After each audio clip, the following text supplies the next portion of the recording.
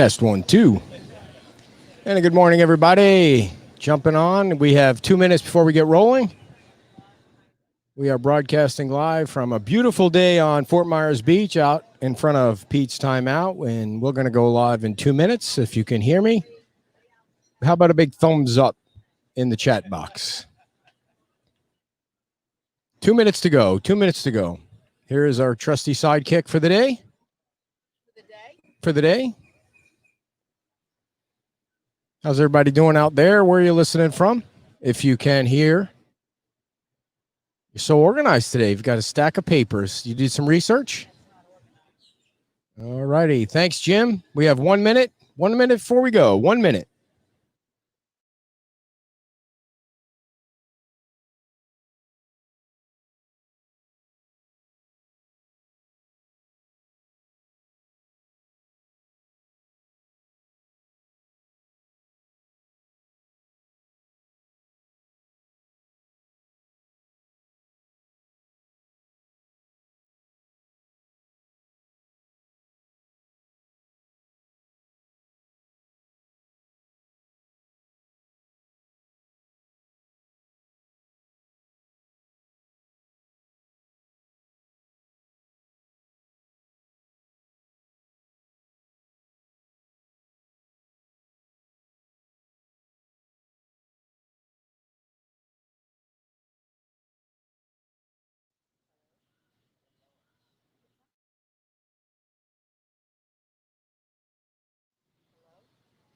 Hello? Oh, you got the wrong one.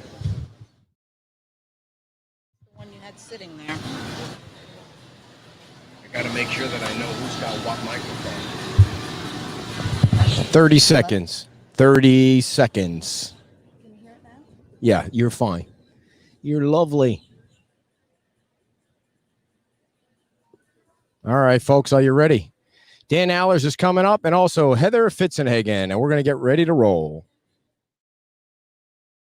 Beach Talk Radio. Hi, I'm Jim Levins, and I'm running for Lee County Sheriff. For more than 30 years, I've served on the front lines of law enforcement, all right here in Lee County. Now, as radicalized Democrats attempt to open our borders, destroy our churches, and defund the police, it is more important than ever to have a pro-cop, pro-Trump, pro-law and order sheriff who won't give in to the liberal mob and who will fight for you each and every day. That's exactly who I am, and that's exactly what I'll do. I'm Jim Levins, running for Lee County Sheriff, and I approve this message. This is Beach Talk Radio. Good morning, Mr. and Mrs. America, and all ships at sea. This is your captain speaking, Mean Gene. Mean Gene. The following will be a test of the ship's whistle, the sonar alarm, the cable alarm, and the atomic attack alarm. Live from Pete's Timeout in the heart of Times Square. You're listening to Beach Talk Radio with Kim and Ed Ryan. And a good morning, everybody. Welcome to Beach Talk Radio, episode number 123. Today is Saturday, July the 25th, and we welcome you all to Fort Myers Beach and to the Facebook and to the YouTube. And we want to also thank our sponsors. We love our sponsors. Our brand new sponsor, Jim Levins for Lee County Sheriff. Also, Mangarita's right next door, sponsoring our Facebook Live show today. And yes, hi, Dad. CCG Certified Public Accountants. We had Steve on last week. It was nice to have him on. Island Oils, and we know you guys are gobbling up the bug killer, the no-see-ums killer. Fort Myers Tiki Tours. And our longest sponsor of all time and the oldest man on the planet, John Lalo here from Pete's Timeout. And who are you waving to? Who's that? It's Heather. It's Heather? Yeah. Oh, it's Heather Fitzenhagen. She's all covered up. Right. Heather's going to be on at 9:30. And at 9:05, we are going to have Dan Allers. But before that, dear, I wanted to. Are you paying attention to me? Yes, I'm paying attention to you. Wanted to give a big. Are you paying attention? I am paying attention to you. You want to give big what? A shout out to Nanette, who's listening from Sea Racer. Oh, yes, nice. I didn't know that she was a follower of the show, but she's listening, so we wanted to say hi to her. And we also wanted to remind everybody there's free parking in the county parking lots. So if you're coming down to the beach, you can park in whatever spots are left in Lynn Hall Park and also Bowditch. It's free. It's Parks and Recreation Month, and Lee County is offering free parking. So come on down. It's a beautiful day. It's not too hot, and there's a nice breeze. No, yeah, the humidity, but it's not horrible. And there were a few spots. There was quite a few spots when I came about 20 minutes ago. Cool. So. We also want to remind everybody that we're launching our new website in 1 week. 1 week from Monday, August the 3rd. We've been packing up a lot of news, and it's beachtalkradionews.com. And you can go to that website right now and sign up for headlines that we'll be sending out by email every Tuesday and Thursday. And some of the stories that we're working on are Bayfront. What? Bayside Park. All right. Some of the stories that I'm working on, I guess. We have an update on the Estero Road project, the construction project. You're talking about those drop downs. The drop downs. Yeah, on the website. Okay. We don't have any news on those yet, dear. Well, I'm working on them. Oh, you are? Yeah. Okay, behind my back. She did an interview with Chester Rogers. Yep. We also talked to Forrest about the memorial that he's hoping to get maybe over by where Bayside Park was going to be, that big building was going to be, and a whole bunch of other stuff. We have Chief Love, who wrote a column for us for the first week. So you want to go to Beach Talk Radio. Dr. Ranger Rob, and also Monica, the pod fairy, or the fairy pod lady. Yeah, she had a rough day the other day. I came down to see her. Yeah. To get a replacement for the wonderful calendar that the U.S. Postal Service lost that I sent to my mom. Anyways, I was coming down and she said, "Oh, something happened." She's so sweet, but she was like, "My boat dock with my boat just cut loose and it's floating away." So I said, "Obviously you're busy." It just disconnected from the house. Yeah, the chains broke. Oh wow! And so did she you has talk like to her a temporary. since? Yeah, she got it back. And well, you know, and you've been coming down good. to the beach a lot, so perhaps we should just forget about our guest for the day, and you can tell your beach stories. No, I don't have that many beach stories, but I have been coming down. Yes, trying to get the lay of the land and get the history. It's really hard. I've been trying to do some historical research for different articles and whatnot, but with everything closed, the Historical Society being closed, that makes it somewhat difficult. Right. And, you know, it is a lot easier for us to get news stories when you show up compared to when I show up, because you kill them with kindness. Talking to folks that I'm trying to distance myself from you. Okay. Yes, and I may have to go back to using my maiden name is what I decided. All right. Well, we're ready for our first guest. Right. And our first guest is Town Council. He's one of our favorite guests of all time. He's been on many times. And now this is the first time he is on in his brand new capacity as a Fort Myers Beach Town Councilman. It is the great Dan Allers. Say hello, everybody. Big hand for Dan. Good morning. A virtual hand for Dan. Thanks for having me. Dan, first question I have for you is, what's the difference between being a town council member compared to like being an LPA member? That's a good question. When you're on the LPA, you basically everything that goes before the LPA is eventually going to end up in front of the town council. And a lot of times when you see things at the LPA level, the public isn't 100% aware. They don't always follow the agenda of the LPA, as I think so. You probably should. And then by the time it gets to the town council level, it is blown up a little bit more, and the town council then has to take the brunt of the public's outcry because they weren't up to speed to what was talked about in the LPA. So I would think that's probably the biggest difference. The LPA was a great learning experience for me. It taught me a lot. It got me involved in the codes. It got me involved in all of the stuff that I wasn't previously involved in. And there's a lot of information out there, a lot of information that probably should be updated. It's quite a few years old. So the LPA is doing a great job of working through that, correcting stuff that needs to be corrected. And I'm just glad to be part of it. So is it a lot more work being a council member? Do you find yourself answering more questions and calls from residents and getting more involved in bigger issues? Absolutely. I could probably count on one hand how many emails or questions I got while I was on the LPA, but constantly getting emails and calls from residents on certain issues that come up, good and bad. So and I enjoy it. I encourage people to let us know how they feel. The only way to be, to make positive changes to make sure your voice is heard. So I encourage people to come to the meetings. I encourage people to email, call me, do whatever you need to do.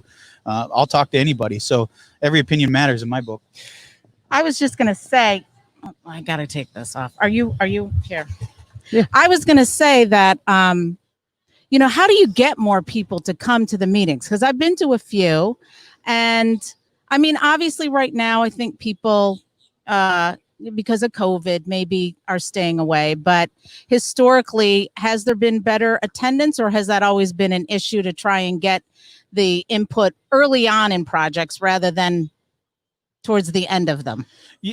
What I've noticed, and I think it's probably in all government, most people choose not to get involved unless it directly impacts them one way or another.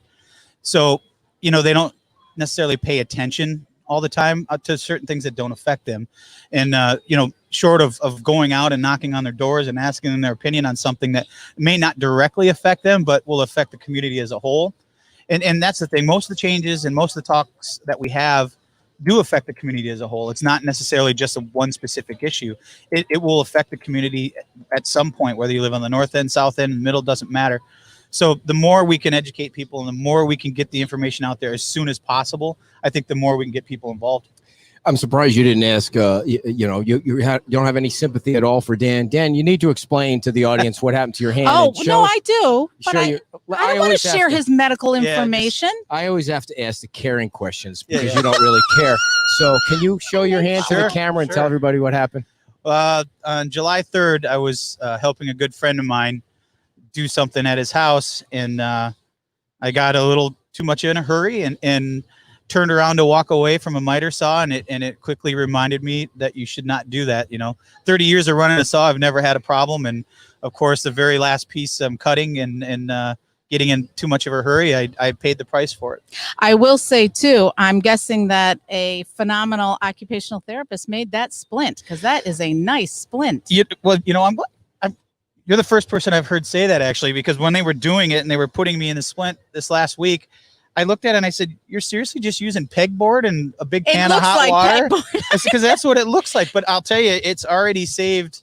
They had to go in and surgically repair a tendon in my hand, and you can't bend it, you can't do really anything with it. So this splint is there to make sure that I don't mess up. And I'm always trying to do stuff with my hands, and my wife is constantly yelling at me, "You gotta let it heal." And so it's already saved me 2 or 3 times from having to go back and have it redone. So when you went to the hospital, I mean, did you freak out about the COVID thing, or what was I've never been in a hospital in my life. So what is it? First of all, what's a hospital like? And second of all, were you worried about the COVID thing?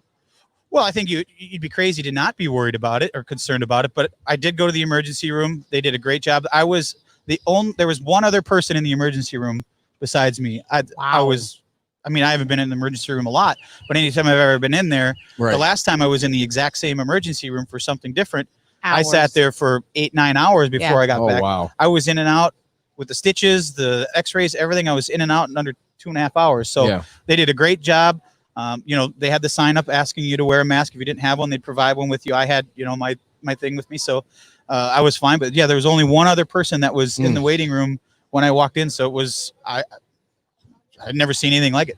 Well, I think historically people have unfortunately not had other options and used the emergency room for non-emergency things. And one thing COVID probably has done is kept that at bay. And so the emergencies coming in are kind of getting, quickly seen. You hear on state level and local and even national levels that the health professionals are saying they're worried that people that are having major emergencies are not going in because of the fear. And it's causing even more damage. People that are having heart attacks or strokes, and they're not going in to get this taken care of. They're riding it out at home, and it's never a good idea. They encourage you to go in. They have the staff, they have the resources to take care of you. Don't be afraid to go in. I would never be afraid to go into the hospital. If there's any place that's probably more sterile and safe, that's going to be your safest place if you're really worried about it. If you have an emergency, by all means, go there. And Brian Hammond was talking about it on our show last night because he had it and his wife had it, and they had a mild case of it.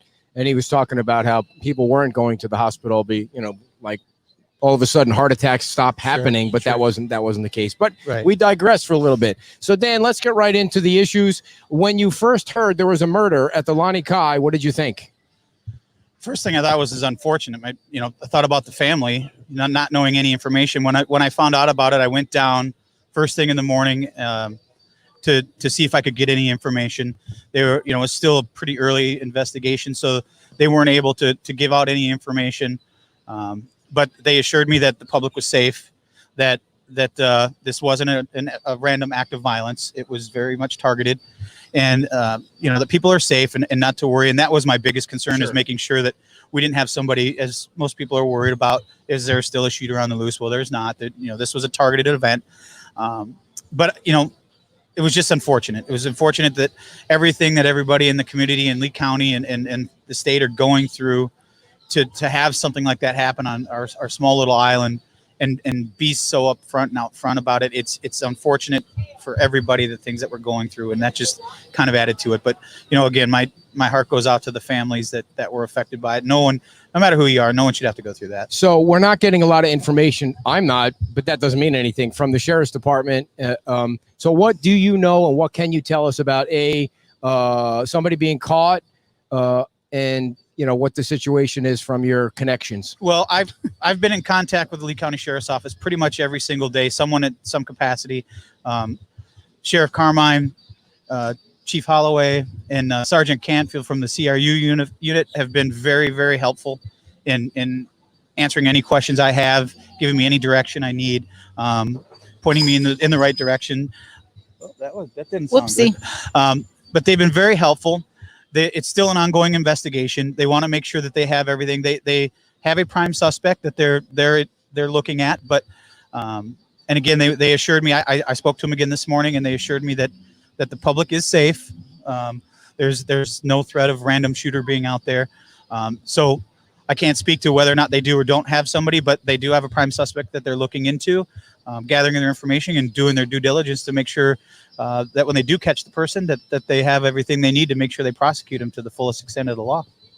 There's been a little bit of speculation that they might have already arrested somebody on other charges. You hear that or know anything about that? That's something you'd have to ask the sheriff's office. I'm assuming if they have that information, they will come out and tell us. Mm-hmm. But until we know that for sure, it's just speculation. Got it. So switching gears. Not yet. Okay. So the other thing I wanted to ask you about before we switch gears is last week on our show, Council Member Bill Veach said that he thought that the Sheriff's Department was failing Fort Myers Beach, that when we asked him about Marcino's sign underneath his election sign underneath the Lonnie Kai building, which we were talking about for a couple of straight days, and now it's gone. Mm-hmm. We asked him about that, and he elaborated more than we even thought he would, that he thought the Sheriff's Department was failing Fort Myers Beach. Is that true? Well, everybody's entitled to their opinion, and Councilmember Veach is definitely entitled to his. I don't see it that way, and I want to make sure everybody knows that. Specifically myself, I can't speak for the rest of the council. I do not feel that way. I feel that they've done a very good job of being upfront and working with me specifically about what we can do to correct some situations and avenues we can take to try to show the presence that the sheriff's office does care about the beach.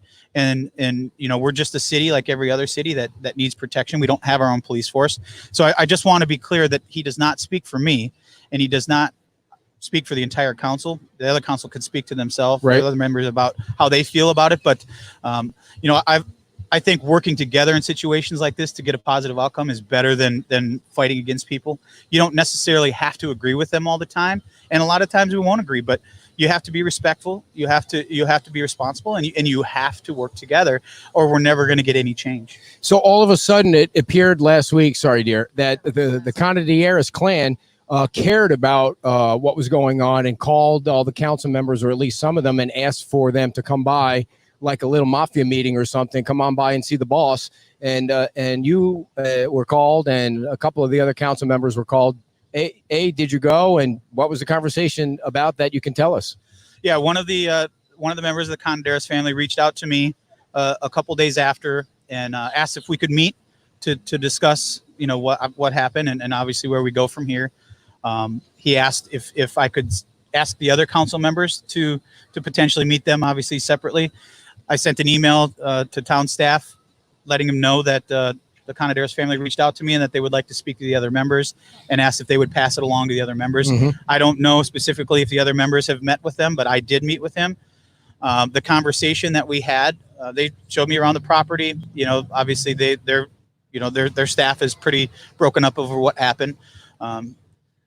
We talked about, not necessarily what it had happened, because, this was a targeted event. It just so happens that they were at that property, but it doesn't excuse some of the things that have happened in the past. And I wanted to make it very clear that the outreach that I'm getting from businesses and the public on the island is not favorable. And it's not because of this specific event necessarily. It's because of the body of work, if you will put it that way, of things that happen in that area. Yeah. And I just wanted to make it very clear. And they were very, well, what can we do? What can we do? What can we do? And, I simply would tell them that it's not my responsibility to tell you how to run your business. It's my responsibility to make sure that the public is safe and that they feel safe. And I can tell you right now that they don't feel safe. And it specifically involves the amount of things that seem to happen down in this area. So again, I said, I suggest you come to us and tell us what you plan to do to, they seem like they were wanting to, they were addressing it. They wanted to try to do some right things, and we'll see where it goes from here. The ball is kind of in their court. I will tell you that, again, I've been working with the sheriff's office. I've been working with our attorney. I've been discussing some ways of things that we can do to be proactive about, not specifically that area, but the entire island, put things in place that will I don't mean to interrupt, but we've all seen the number of calls from to the sheriff's department for that place. We've all seen the number of calls to the fire department from that place. Certainly. And it's the majority of calls. I mean, it's so far outnumbers the other places. Can anything really be done, or is that just the way it's going to be? Well, I'd like to, I look at those, and a lot of people try to put numbers to a call, and it's very difficult to do. I had a very good conversation with the fire department about, how can you put a dollar amount on a specific call, because every call is a little bit different. I like to look at it more as the amount of resources that aren't available to the rest of the island. If the fire department or the sheriff's department is consumed more often than not in a certain place, it takes away those services for other places on the island that may have immediate service. So if the closest fire truck is sitting here in front of Pete's Time Out, on something, but it's needed on the south end, it's a resource. I got you. But my worry is, from what you just said, I'm a little bit worried that we know where the majority of the problems come. Even Ray Murphy, the mayor, said that not every time, but he kind of said a lot of the problems come in that one spot. And you sound like you're talking about a wide net, which sounds like it would almost unfairly. No, that's not what no, I mean, the numbers are there. I don't, we know exactly what we're talking about. You can look up numbers by the address. And I did that. I asked for the information on the 4 largest resorts on the island. The top resort that had the most calls from the county sheriff had 3,053 calls since the beginning of 2017. The next closest resort to that was well under 500. So the disparity in calls is there. Now you can argue and you can talk about, well, there's more people, or there's, the breakdown of calls you can break down. So I went even a step further and broke those same 4 resorts down to very heinous crimes. I will call them felony type crimes, grand theft auto, burglary, assault and battery, things like that. And the highest resort had 124 of those specific calls. The next closest one had 14. And who was the highest one? Well, I think we know who the highest one is. Okay. But you get my point. So that's a lot of resources that are being dedicated to one area. And at some point, the onus has to fall back on a business owner to want to change, to want to make the difference, to want to be part of the community, to not be in a right or indifferent. If I own a business and the community is telling me they're not happy with the way I'm running my business, I'm going to change the way I'm running my business. Do you think they even care? Well, I would hope so. I can't speak for them. That's, I asked you what you thought. Yes or no? In my conversation, I think they do care. Do I think that anything's going to come of it? I don't know. That's on them. It's on them to want to be part of the solution. I know, dear. I know this is an important topic. I know you're looking at me like, get over it. All right, go ahead. Take over. So moving on. Sure. To some other things that people might care about on the beach. I hope so. Go ahead. All right. Now, the Bayside Park. Mm-hmm.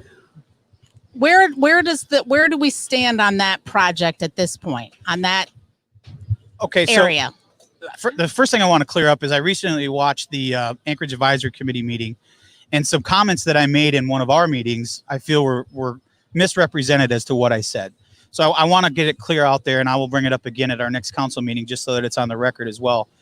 What I said was I did not want to be sitting at the park with my wife and daughter and see someone carrying their dirty laundry through the park. Now that got, in my opinion, misinterpreted at that meeting to mean that I didn't want laundry being carried anywhere around that area, which is not what I said. And one of the members of the Anchorage Advisor Committee actually got very upset about that, thinking that, and was going to contact me. So far, I've not heard from them, but I just want to make it clear that was not what I said. Now, to answer your question, where it stands is I reached out to some of the previous council members that started this Bayfront Park design down the road to find out if the building that was presented to us and the public is what they discussed. And every single one I talked to said no.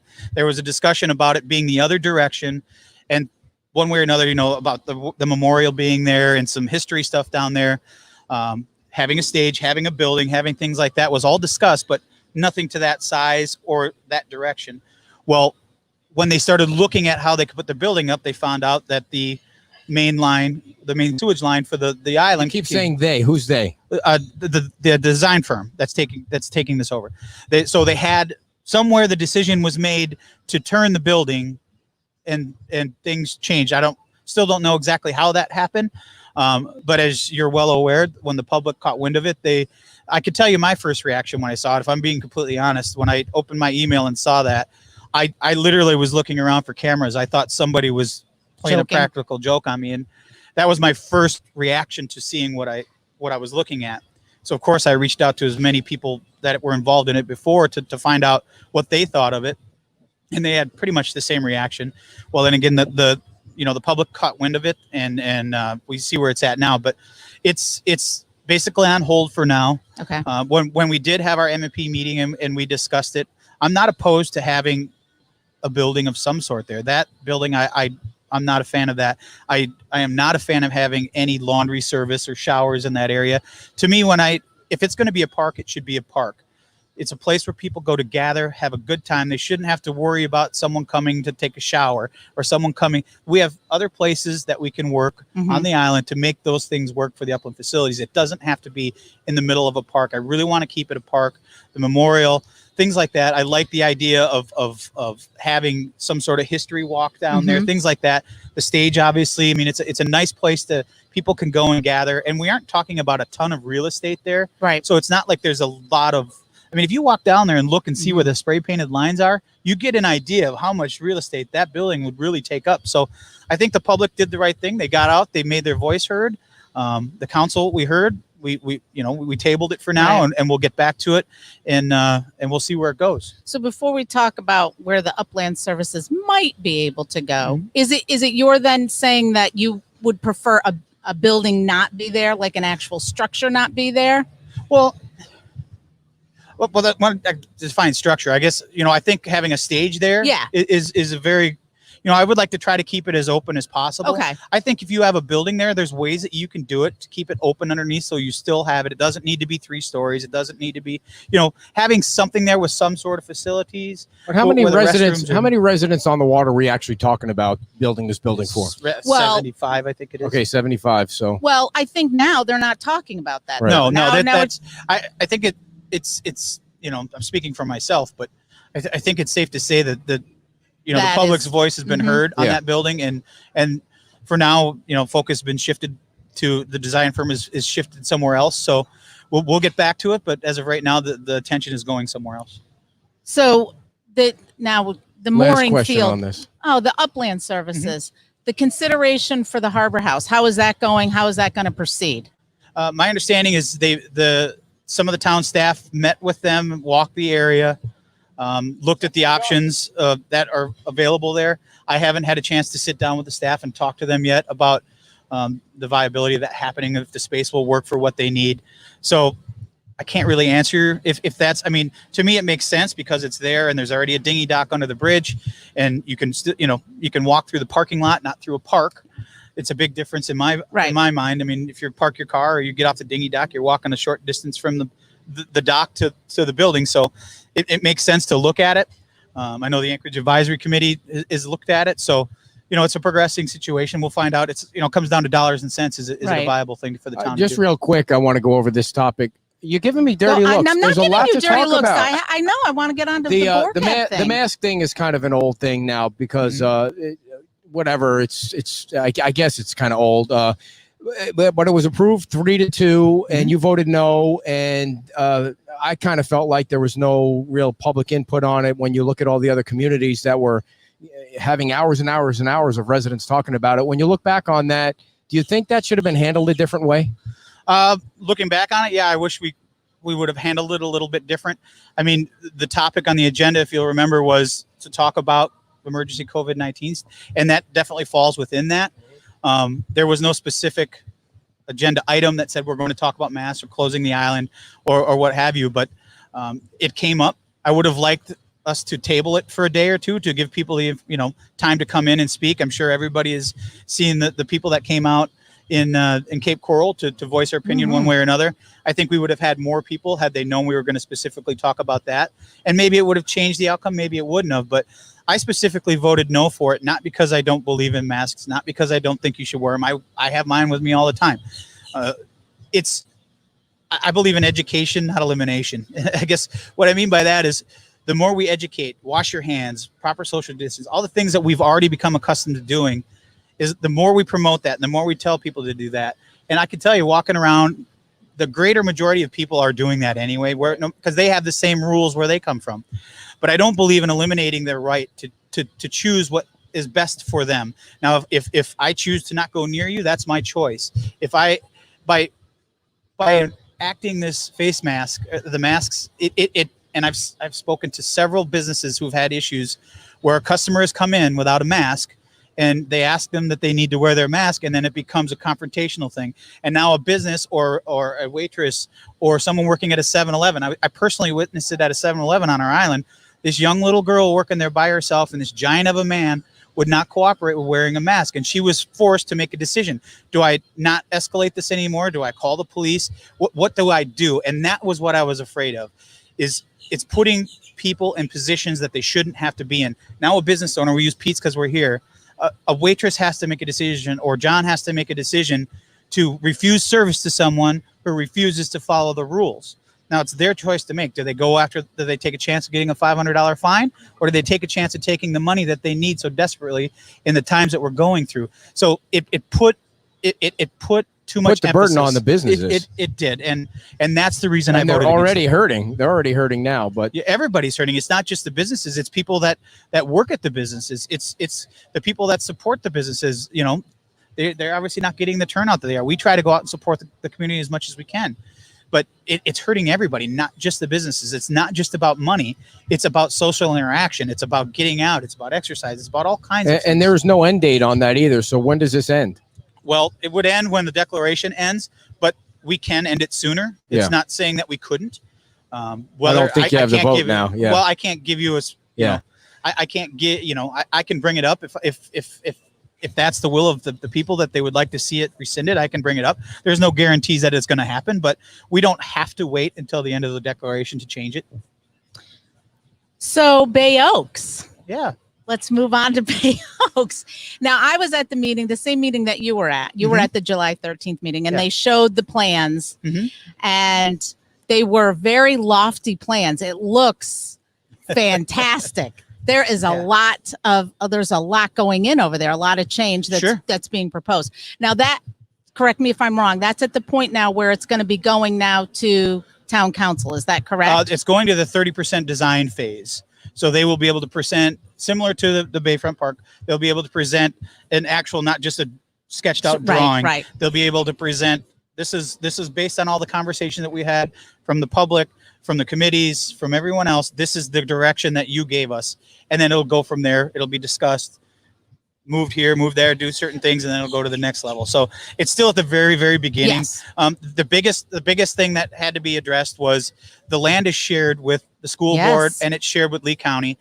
And they were at that meeting, as you're well aware. They gave some good news. They certainly did. So they're both willing to work with the town to get the property that's needed to put that project together.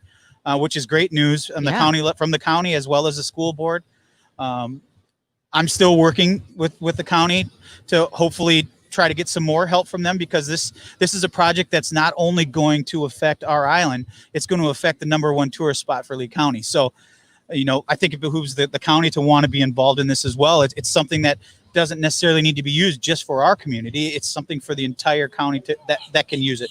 It's going to be, hopefully, if everything goes well and it gets built, you saw the plans. Yeah. It's a beautiful facility. It has great things for the kids. They have an outdoors classroom. There's health trails. There's baseball fields. There's an amphitheater. Yeah. There's all kinds of almost 300 more parking spaces. A new building. There's a lot of things there that would be a great community center. Now, I just wanted to ask a little bit about the money, because there was talk at the meeting about the money, and someone was throwing around a $5.5 million number. Yeah. But I don't know a lot about this, but that looked like more than a $5 million project. So Sure. is there some flexibility in that? Is there money from the 3 projects that can be? Yeah. So the 3 capital improvement projects that we're talking about, obviously Times Square, Bayfront Park, and Bay Oaks, they're, is right around 10 million. They're figuring for the total of all 3 projects. Of that, Bay Oaks is the biggest chunk of that pie, if you will. It was between 5 and 6 million. I agree. I don't know if everything that discussed, you know how things work when if you've ever built a house, you go and you're like, I want this, and this, and then the builder comes back and says, this is what it's going to cost. Right. Okay. I don't need an outlet every half a foot. I'll get rid of that. So I think that's the process we're going to go through. And, again, I still think there's opportunities out there for help from outside, interlocal agreements, things like that. I think there's still places that we can go and try to find some money. Someone wants to name a building. I mean, there's all kinds of options we can look at, but we have to start somewhere. We have to get something that gives us a concrete idea of what we're looking at. Then we can get, paper to pen and see what it costs. And then we can make adjustments where we need to make adjustments to fit within that budget, if that budget cannot be expanded. We got to get a couple of bang issues in here. We should have kept Dan for the whole hour, dear. That's well, go ahead. yeah. Hurry up. So the Dune walkover is about to get interesting. I understand soon the town is going to be faced with a lawsuit from Eddie and Kurt. And so what are the chances the town is going to win that case? As of now, I spoke with our attorney yesterday. As of now, there's no litigation against the town. So I'm still free to talk about it, I guess, if you will. Whether or not, I've tried to at least make it known, and I know the town has made it known. They've posted it on several sites that, we're willing to talk, we're willing to listen, we're willing to sit down at the table and see if we can work something out. I believe that they're aware of that same thing, and I don't know where it's going to go. I don't want to say the ball's in their court, but when it comes to the lawsuit, it kind of is. My hope is that it doesn't have to go that far. We're all grown adults. Let's discuss this. Let's look at the facts. Let's see if we can come together to save everybody. At the end of the day, is he going to get it? I don't know. I can't speak on that. All right. I mean, Margaritaville. Yeah. Once upon a time, there was a thought there would be a Margaritaville resort on Fort Myers Beach. And I don't know, it was like 2 weeks ago where everybody was happy because the lawsuit was kicked out. And then the very next day, your friend Chris Patton filed a lawsuit again. So Tom Torgerson thinks it might be another year. Of course, we all believe the backing for that is with your other friend there that you met the other day, Mr. Canadieris. Mm-hmm. And I say that jokingly, I think. So what were your thoughts when you heard another lawsuit was filed? Well, I felt bad for the community. I felt bad for Tom and the TPI group. It's important to look at this from the perspective that a lot of people forget to talk about. This is probably the most vetted project this island has. It is the most vetted project this project has ever seen. The town went through and talked about it. They approved it unanimously. A judge, not once but twice, said the town was well within its rights. And most importantly, the community has cried out saying, this is what we want. So to bring on another lawsuit, to say I wasn't expecting it, I would be lying to you. Right. I wasn't shocked by it. My hope is that smarter heads will prevail and see exactly what I just described. All the vetting, the unanimous vote, the judges' rulings, and the community. The biggest part for me is the community. The community wants this. People want it. They want to have this project done. So again, hopefully, I can't force anybody to do anything. All I can do is try to talk and be a voice of reason, and we'll see where it goes. But that's kind of where we're at. Dan, anything else you want to tell the residents? And you promised you'd come back after you got elected, and you did, and we appreciate that. You've been great to us, and we appreciate all that always. And anything you want to let the folks know before we it seemed like it's only been 10 minutes, and we hope to have you back soon. Yeah, no, what I keep repeating, is be respectful, be responsible when you're out. There is a mask mandate. Wear it as you're asked to do. Try not to give the people too much of a hard time. It's not the end of the world. It is for your protection as well. Stay proactive. Get involved with these meetings. It's not hard to go to the website and look and see what the agendas are going to be. Get out, make your voice heard. The most effective government is the one that listens to the people and tries to strive forward. But if you're not giving us your input, right, we can only go on the input of staff and the 5 people sitting up at the dais. So stay involved, send emails, make calls, be involved. Thanks a lot, Dan. Thank you so appreciate you much. coming on. All righty, and we're going to be back right after this with our second guest. Hi, I'm Jim Levins, and I'm running for Lee County Sheriff. For more than 30 years, I've served on the front lines of law enforcement, all right here in Lee County. Now, as radicalized Democrats attempt to open our borders, destroy our churches, and defund the police, it is more important than ever to have a pro-cop, pro-Trump, pro-law and order sheriff who won't give in to the liberal mob and who will fight for you each and every day. That's exactly who I am, and that's exactly what I'll do. I'm Jim Levins, running for Lee County Sheriff, and I approve this message. And we want to tell you also about Island Oils, folks, the great bug repellent that we love, that you guys love out there, and you've been buying boats and boatloads of, and you go to islandoilsllc.com. It's 100% oil and 100% works. No water added. Oil and water don't mix unless you shake it like crazy. And it's made in Florida by Floridians, and they keep the cost down for you. They don't have a storefront. You just go right on islandoilsllc.com, and you can order it right online. We ordered it online, and we got it the next day. So we want you to go on there and support our sponsors. And that always helps us out here. They're made with high-performing essential oils, registered as a minimal-risk insect repellent in Florida and many other states. Many repellents are not. I bet you didn't know that. Many repellents are not. So islandoilsllc.com, and we appreciate their sponsorship. And go on there and buy some bug repellent, damn it, and keep the no-see-ums off you.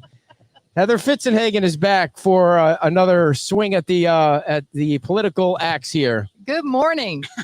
Yes. So tell us, what are you running for, and all of the information on that. All right. Well, I am currently a state representative, and now I am running for Senate in District 27. And I'm excited to be here because I am the clean water candidate, and that's what I want to talk about a little bit today with you. So before you start rifling, I know she's been up studying the whole thing now. Just for a little bit of background for people that might not know, you originally were running for this race that has 10 other people in it, which is, I don't even know how people are going to be able to decide.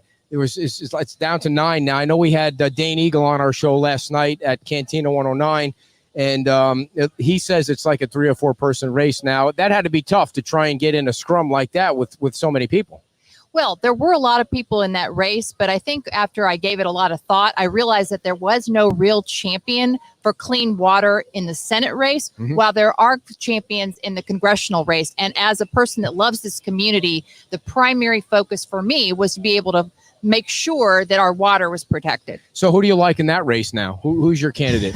Ed, you know I'm not going to say one word on that. Not? You're not? No, oh, okay. I got in trouble for asking that one time. All righty. You did? Who'd you ask that? No, it was a lot. Never mind. Okay, you'll tell me later, right? Yeah, I'll tell you whisper later. in my ear after the show. All right. So yes, the clean water. Now you've just been, well, I don't know how recently, but endorsed by Vote Water Now and Congressman Mast. So that must be great. Well, not only that, I mean, Congressman Mast has been a tremendous champion, so that makes me very honored to get his endorsement. But in addition to that, I'm extremely proud of Everglades Foundation endorsing me, because I have been a longtime champion for Everglades restoration, and I'm glad that they recognize that, and I'm going to keep fighting when I'm in the Senate. And what are some of the other legislative issues that you've tackled in the past that you're most proud of? Well, I think one of the things I'm very most proud of as a mother of a 19-year-old young woman is working on human trafficking. I passed some legislation that's going to have stronger penalties against human traffickers and require training at a lot of restaurants and different businesses so that you can recognize the signs of human trafficking, because we've got to stop that. It is so serious here in Florida. And is it a serious issue here right in our little area? It is. I have been working on that issue, and you would not believe how much trafficking is actually going on. I live near downtown Fort Myers, and there is a very high level of activity, and we need to stop it. Really? Who knew? You don't really see it in the news very often. Well, it's hard to actually quantify it and get on the news, but because I have been out on the streets and, trying to help the homeless population through the pandemic, I see and hear things that don't typically go on the news. Are there things people can look for if they're out and about? Because I know I have spoken to a deputy friend of mine, and they were like, you've probably seen in your neighborhood just walking by. You just don't know. You don't know the signs to look for. Well, we could do an entire show on that. True. But the thing of it is you have to look for, people that are not looking you directly in the eye. You have to look for someone that's talking for someone. You have to look at if something on the back of your neck stands up, it doesn't seem right. Take a second look. There's lots of little signs you can look for. So is this a big issue in a state race, or is it mostly a national race about being pro-life and gun control and things like that? Because I think I was reading some stuff that you're being criticized on those issues. Well, is that one of your questions? There's a lot of misinformation running around. Let's clear that up. So so let's talk about the negative ads. Yeah, let's talk about it. I haven't heard any. Are they on TV or the radio? I haven't really either, but I've heard about them, Ed. And obviously there's always negativity in ads in politics. It's unfortunate, but the thing that's really important to notice about these ads, who's doing them, where they're coming from. There's never a way to find out who's doing them. Yes, there is. The ads are being put forward by people insiders in Tallahassee, the swamp. They are trying to buy this election so that local people here in this area can't have the candidate they want. All those ads are being fired out of Tallahassee because they don't want, they want the person that they've anointed, not somebody that is the candidate for the people. And is that Ray Rodriguez? Is that? I can't speak to, I don't think Ray personally is doing it, but I think that there's some Tallahassee insiders. But are you saying that's there the candidate that they're pushing? Yes, they are definitely pushing. They didn't want to have any primary election here, but I said, at the end of the day, no, the voters need to have an option, and clean water is way too important. Unfortunately, my opponent is an errand boy for Big Sugar, and I just can't stand for that. So, clarify your positions on pro-life and gun control then. I am pro-life, but I believe that there should be exceptions for when a mother's life is in danger, and also when there has been a rape. Again, as a mother of a 19-year-old girl, we've had these conversations, and it's a very personal decision. And, I think that's where we need to leave it. But that's really not the focal point of this, campaign. I think the campaign is really just on two things, just the clean water and also the referendum on being allowed to pick your own candidate to be your senator. And so the gun control thing, the Parkland bill, what's that about? That's ridiculous. Okay, what is I'm sorry to say I don't know what the Parkland bill is. There was a bill, it was a bipartisan, bicameral bill that we passed in the wake of the Parkland shooting. All right. In order to strengthen our schools and be able to put teachers in the classroom that were armed if they were well trained. But every bill is not perfect. Sometimes when you're working in a bipartisan fashion, you put things in that you may not like, but for the greater good, you vote for it. So that bill increased the age of the person that can buy a gun. But overall, the bill was a good bill. But the most important thing to know is why this is ridiculous is that my opponent voted the same way. Okay. So you voted in favor or against? We both voted for this bill. Okay. That strengthens. So what's the criticism, that the age was raised? That's the criticism that they're putting out there. But so it that went makes from it sound 18 like to 21. you're trying to take their guns away. Is that what they're extrapolating Yeah, from? but that's absurd Gotcha. because I actually sponsored a gun bill. I sponsored a bill that allowed you to take your weapons with you in the case of an emergency and be able to leave and not have to have a concealed weapons permit. So I have been strong on guns. You're packing heat right now? I beg your pardon? Are you packing heat right now? Not at this moment. Okay, good. But, Thank goodness. if things keep going the way they are, I might be in. Back to you, dear. I don't want to my get shot. gosh. Well, can you tell us a little bit about your stance on immigration and then the E-Verify legislation? I'd love to talk about All that. right. I am against illegal immigration. I'm strongly against it. And I think that's evidenced by the fact that I was the prime co-sponsor of the E-Verify bill. So while I am fighting for to lock down our borders and to stop sanctuary cities, my opponent is trying to water down. He was with the contingent that was trying to water down the E-Verify bill.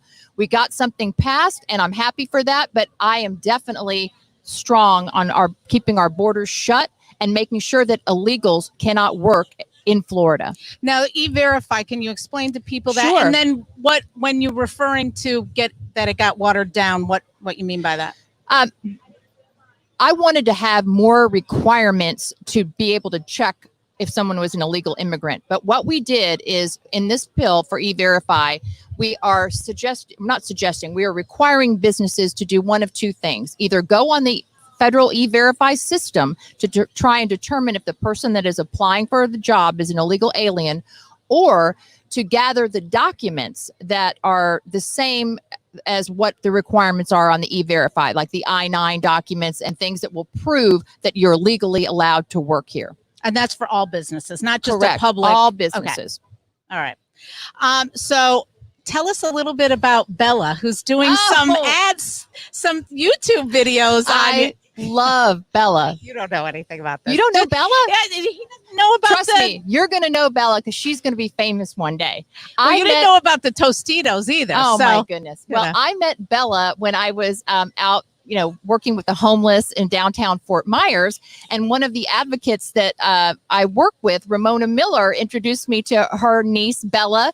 And we just hit it off so well. And she's just been my greatest advocate. And I just love her to death. She's got tremendous energy and she's so positive, and I adore her. I have a feeling I'm not the only one who doesn't know who Bella is. But you will, Ed. But You who will. is? But well, what's she's the how history old of is this? she? She's 12. So she's a 12-year-old girl who's done some YouTube videos. Yeah. Talking about how great Heather is and why you should vote for her. And she's very, entertaining and dramatic in a good way. Yeah, and very positive. I mean, she is just like, vote for Miss Heather. She's awesome, and get your She's got some signs, swag, and she's got it going on. And she's like, hey, don't forget the haters. Vote for Heather. She's good. She's awesome. Yeah, she's really, really cute. Will you call that show prep? You're supposed to let me know about that Sorry. beforehand. Maybe show me one of the videos or something. So It was you go to bed. He goes to bed at like 6 p.m. So when I'm Wow. up It's doing not that work, early. Well, no wonder you were up at 5 a.m. at the beach, Ed. I woke up, I tuned in, he's already there. I'm like, boy, he's really eager to get that it's show a long started. story. Oh, yes, he It's a long is. story this morning. So can you tell us, which I know you talked about a little bit on the last show, but remind the people all the things that you've done and all the committees you've served on locally and a little bit more history about you. Okay, in terms of like my local involvement, well, I've been involved with Pace Center for Girls. I've been involved in the Gynecological Cancers Foundation. I've been working with the homeless for a number of years, trying to make sure that they get fed every night. There's just whenever I have an opportunity, whether it's American Cancer Society or any organization that is trying to do good for our community, that's what I want to do. And I think what's wonderful about that is that the COVID that you can't be engaged right now in the community isn't really hurting me in the sense that people already know that I don't just do it for elections. I do it because I care and I'm always engaged in the community. well, You've had a long history of being involved. there are a couple of questions on the Facebook. Oh boy! All Do you right, want me to let's ask go. them? I mean, it looked like sure. there might Bring be. it. Bring it. I know you're not packing heat now, but remember, these didn't come from me. She is an attorney, though. Oh, okay. So be careful. Yeah. Well, I'm just asking the questions. It's not my opinion. It's the focal point for many voters, capital many, Why does Heather share Planned Parenthood support on her Facebook page? I had one post on my page, and that was simply that I supported the educational levels that they were trying to go to encourage people to understand how to get birth control, and that was it. Okay, so their insinuation is you're in favor of Planned Parenthood, so you're in favor of abortion. Planned Parenthood, never, ever. I do believe, however, that young people should get education on birth control. Sure. I mean, that's a no-brainer. So the next one is, if you're so pro-gun, why don't you support constitutional carry? You know, because the Second Amendment is the only permit a citizen needs to carry. He says, Cooper Anderson says that they have you on tape opposing it. Well, I don't recall that. All I know is I am pro-gun, and I've always supported every pro-gun measure that I could in the House of Representatives. Do you find there's this campaign locally has been one of the dirtiest ones some of the ads that I've heard make people out to be murderers. I mean, it's but again, all of that negativity. But how did the regular voters who aren't news junkies? I think they're disgusted by it. But how do they get through all that so they know exactly who the candidate is? Well, they can listen on shows like this. They can contact me directly. I'm an open book. I'm happy to talk about it. And I think a lot of the voters know me because, again, I've been out in the community. But I just bring it back to the fact that the negativity is coming from the Tallahassee swamp to try to get one of their hand-picked people elected and not let the voters decide. I mean, I'm sitting here. I've been the champion for small business for years, and my opponent is the champion of one business, and that is Big Sugar, 100 miles away from here. Now, you said the swamp, which made me reminded me of a question I like to ask everybody. Now, I'm not a Biden supporter. I'm not going to vote for Biden. Sorry, Dave. I know her dad's going to tune out now. Oh, dear. Because I just think that the country would be worse off. But do you believe that President Trump is doing a good job with the coronavirus? I'd be 100% honest. I think President Trump is having the same problem we all are. We do not know how to stop it. We don't know how fast it's spreading. We don't know who to believe because there's different science on all sides of the issue. And so I really respect him for what he's doing. And I think he's doing a tremendous job. But you know what that reminds me of?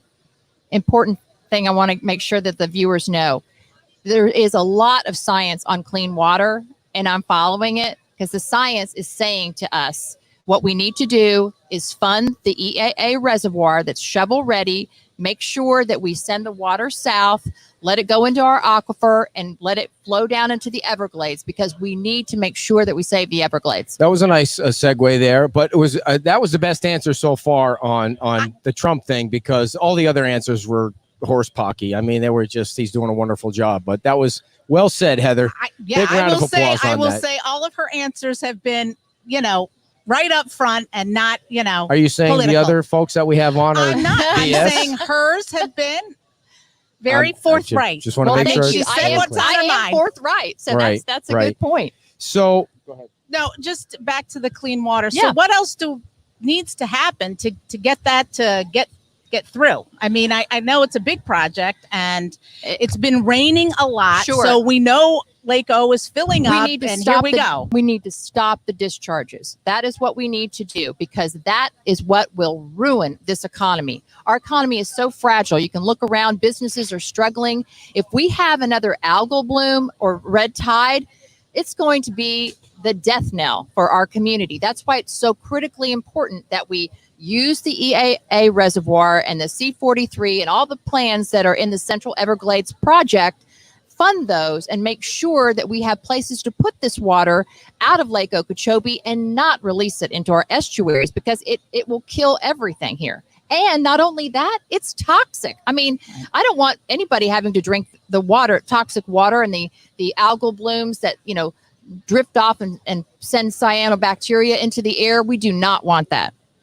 Not to mention, you don't want to be swimming in it eating fish that came out of it. No, ma'am. So do you guys debate? Is that a part of what happens before the 18th? Well, we haven't been doing a lot of that because of the COVID. I mean, I actually had to quarantine for a couple of weeks myself. So I've been very cautious about, going out and so forth. So I'm really spending more of my time with direct voter contact on Zoom meetings, doing a lot of those. In fact, I have one coming up on Tuesday. If you check my website, you'll see I'm having a Zoom with about, 100 ladies on there anyone's invited. How do you keep track? I mean, how do you keep that from getting crazy with the questions? Is there a way to control the Zoom thing? I've never used the Zoom. I have people, Ed. Okay, I have that's people. good. That's good. And She's got handlers. They help me because I just try to Stay give focused. my message, and they try to make sure that the Zoom meeting goes well. So has there been any talk though about debates and forums going on in a virtual sort of scenario? The only debate that was really talked about that I recall was the one that I was quarantined for. So I had to cancel that. And then of course all the various different bars and restaurants, a lot of them shut down because out of concern. So there's just not a lot of forums where you can have a live debate. That's for sure. So how's the fundraising going? It's going great, actually. Thank you for asking. I think a lot of people have come out of the woodwork, because of these terrible, terrible ads that are running, that the Tallahassee insiders are putting out. And then secondly, a lot of people that care about clean water are coming out. A lot of different fishing guides have been very supportive of me. And again, as I said, Everglades Foundation, Vote Water. There's a lot of people rallying support because they know how important that issue is. Now, when you raise money for the other campaign that you're running for, you're allowed to transfer it? No, you are not. What do you do? You have to give it back? Well, you can either give it back, or you can give it to a charitable organization. Okay. So I am in the process of doing that and trying to make sure that. Oh, so you had to start completely over when you I had to changed. start completely over. Gotcha. Wow. So you keep saying the Tallahassee insiders, but you've been there for how long? I have been there, but and you're term limited out on the House side. But what I'm talking about is the people that are trying to stop our community from being able to pick their own state senator. There was strong push to say no primary here. Well, if there's no primary, then why do we have them at all? The voters should be able to select who they want, not a hand-picked person. Well, at least have a choice. Absolutely. And I am the choice. So here, hello. So is the Republican Party in the county or the state 100% behind you, or is it 50-50, or how does that work? No, I would say that I'm here for the people.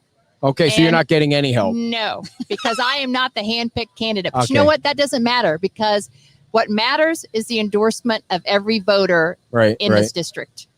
Do you think that the negative ads have the effect where it prompts people to then donate more? Yes. Yeah. Yes. In fact, people that are usually kind of ambivalent about politics have contacted me and said, Heather, this is horrendous.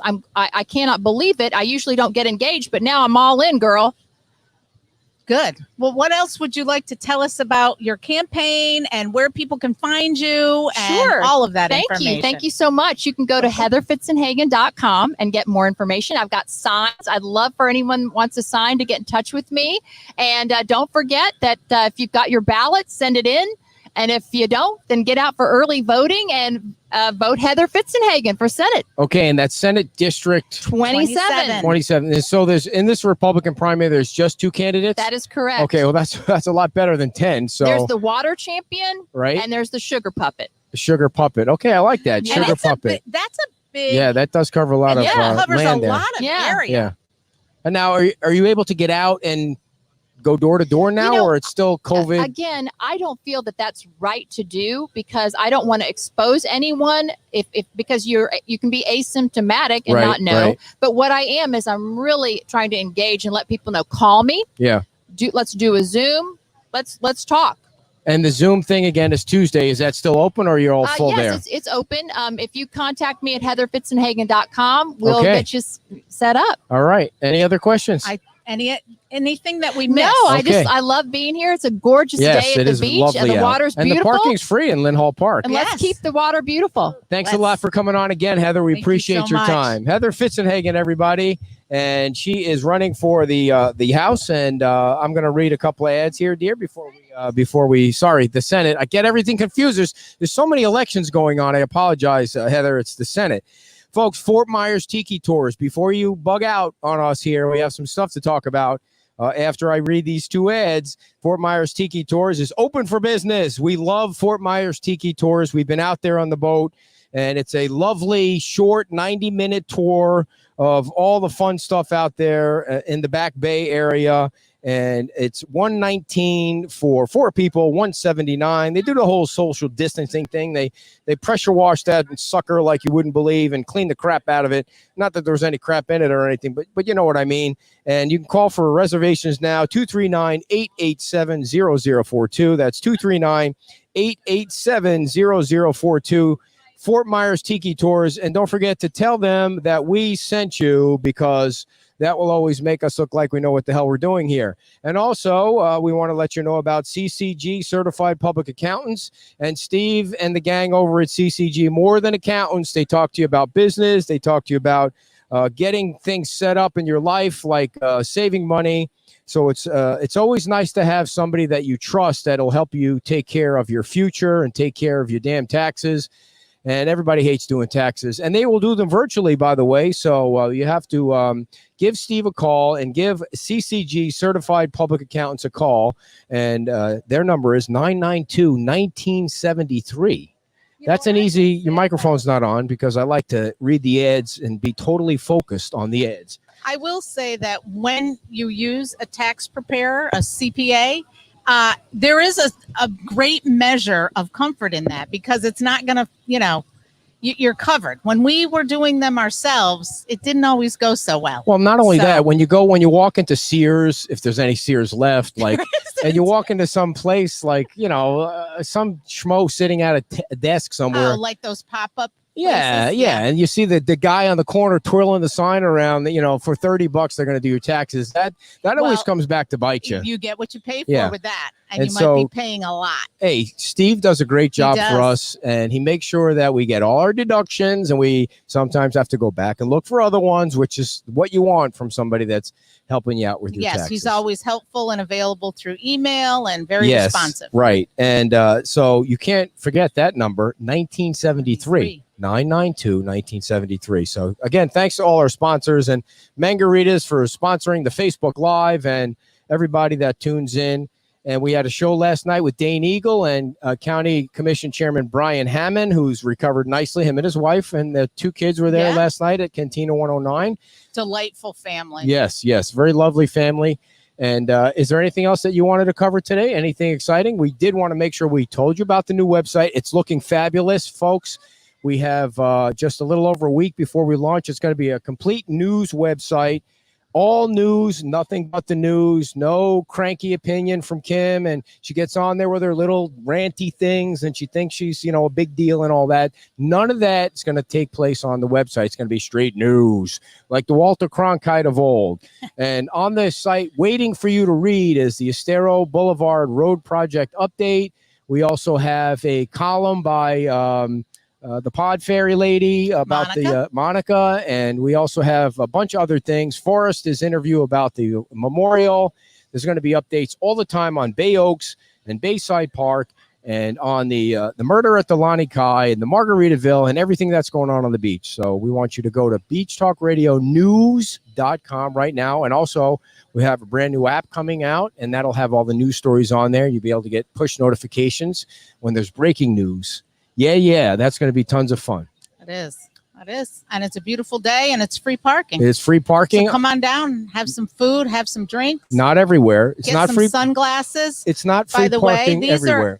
Go ahead, do your little ad that we don't even get paid for. I know. Well, Karen always lets me borrow the glasses, so I get to try them out. And these are ones that go over your glasses, but they don't really look like that. And I kind of like this because I can still see well. I don't think those look cool. They look old lady-ish. They're not. Well, they have to be a little bigger because they're going over your glasses. They don't look old lady-ish. They kind of look old lady-ish. What do you guys think? I think they look old lady-ish.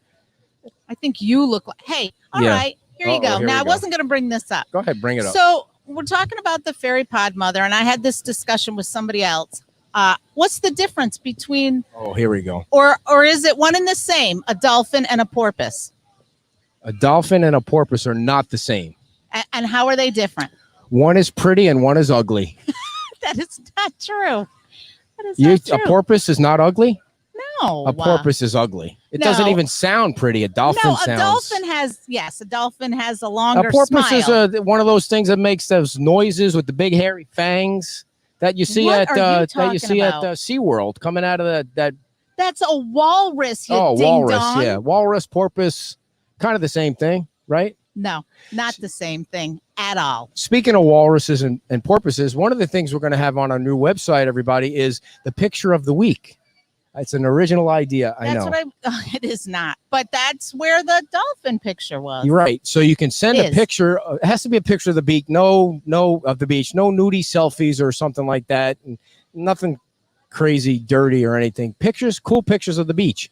And you send it in, and the first prize is going to be a $50 gift card to Pete's Time Out. Nice. So we're going to pick a winner the first week there, and then every week we're going to do that. Now, I don't know if we're going to have that awesome prize every week, but that'd be nice. Maybe somebody could send in pictures of a sea turtle if they see one while they're out in the water. Because I'll tell you, I know that we're having a banner year for sea turtle nests down here. Oh, that's right. You want to tell everybody about the turtle count thing? You see, you're not. No, they can go to Beach Talk Radio Light and see the updated report until it goes on to the new website. Your marketing skills leave something to be desired. I mean, first thing is every day after the show, every Saturday after the show's over, you walk away. So I have to put away all the equipment because you think you have to hobnob with all the people. And the second thing is how many times have we gone over how to market the new website? It's just the two of us. I said you can go on Beach Talk Radio Light right now, which is your new page that you're trying to steal people from me on. It's just trying to be the good news page. Not that you don't have good news on our regular page, but I'm just saying it's the less political page. Right. No politics on your page. Which is, I'm finding a little bit difficult. Well, I think that it's like a train wreck. It's like a car crash. People want to hear about the politics. Well, I think once we get past this COVID, and we will, and the events start coming back and all of that, there's going to be a ton of stuff. Well, there's still going to be an election, too. I mean, it goes all the way to November, and it's just going to get crazier. Lord help us. That House race or whatever it is, that like United States Senate, whatever House race, I don't even know what it is. There's like 10 people running. House. I don't know how people can keep track of it. Like some of the people that we have on, not this show, but the other show, it's like they're saying the same exact thing, only in a different voice. It's like everybody's a Trump conservative, which is an oxymoron to begin with. And then they're all saying the same thing. I want somebody to come out and say, I'm not for clean water, just to see what the reaction is, because who the hell isn't for clean water? Right. I'm not to say anything about what Heather said, but everybody is, now. I think, well, and I was asking somebody about that because everyone says they're for clean water, and how does the average person? I have no idea. And what this person said was to go and look at the foundations like the Everglades Foundation and, like this Captains for Clean Water. The conservation, who they're endorsing. Do they endorse somebody? I don't know if captains do. You'd have to ask them. But, and look at their record on what they've, voted for. Because, everybody's going to say they're for clean water. Do you think that if Joe Biden is elected president, sorry about that, everybody, that the COVID will go away the next day? No. You don't think so? No. All right. Do you think the COVID is a hoax? No. Do you think masks should be worn everywhere? Do I think they should be worn everywhere? Yeah. No. Did you see Dr. Fauci didn't wear a mask at the baseball game the other night? Okay. You know how when they took the picture, they did the writing. It did look like he had a cup or something. I mean, maybe he was going to take a drink. I'm sure the photographer was sitting there the entire game. It was the bottom of the ninth, and then he took the mask off. And they took the picture. Well, you do. It's kind of unfair. Have to take a drink or eat something. I think that was the explanation. As long as you buy a bottle of water, you don't have to have the mask on or some crazy thing like that. So listen, everybody has to do what they're comfortable with, and please follow whatever city, town you're in, and don't give the people. I agree with Dan. Don't, for God's sakes, don't give the people at the restaurants or the 7-Eleven. I know that was crazy story. A long dissertation on why you think it's against your rights. Like they don't care, and it's not for them it's to not have really to fair. deal with. It's not really fair, especially his story at the 7-Eleven. That just didn't sound right. But people get crazy. So next week we have Jim Levins on at 9:00. He's running for Lee County Sheriff. And then at 9:30, we have your favorite guest of all time, Lee County Commissioner Ray Sandelli. And he's in a race for the county commission. And I have no idea who his opponent is. Does anybody know who he's running against? I have no idea. Do you? I don't. I know he's running against somebody, but all I see is Ray signs everywhere. I see, who are the most signs that you see? And then we'll bug out of here. I see The Ray. most signs I see Ray's. I see Kevin's. Kevin Ruane's. I see Marcino signs are everywhere. Yep. Yeah. He's got Big a big backing. presence out there. Big presence. And but I mean, he's in that position now. So I mean that makes sense to me. I think getting the running head start like that is always helpful. So all right, dear, you did a lovely job today. Lots of research. And I just want to say I'll keep you on for another week and we'll go from there. Well, thank you. All righty. All right, everybody. We'll see you 1 week from today here at Pete's Time Out with another killer lineup of guests. And we'll also be at Cantina 109 on Friday night with Brandon Leslie from Uncovering, or Bendon, as Kim likes to call him. Now, before we go, we do have to tell that funny story. So when we go to Cantina 109, they have a kind of a loud crowd because it's inside. And some people did want to listen to the show because they're interested in the 50,000 candidates running for that one office. And so Kim decides that she's going to laminate how to listen to the show. And so she prints out these flyers and she cuts them in half, and then she gets more copies, and then she laminates them, and then we bring them to Cantina 109, and she spelled his name wrong. I spelled his name wrong on half of them. I don't know how that happened, but I left out a letter, and I am eternally sorry for that. We both looked it over multiple times. I mean, that's I'm the an editor problem. during the day. Nice job. Bendon. You just don't. I just didn't see it, and I apologize to him. I feel horrible. I'm going to remake them. It's fine. I'm sure it's fine. He took it in stride. We're just making memories, the two of us. That's all we do every day, so just that making we can memories. forget them when we're old. Yeah. All right, everybody. Thanks again, and thanks to John here, and Debbie, of course, who's the brains in this family in this operation here. And we will see you all next time. Same bat channel, same bat station. Bye-bye.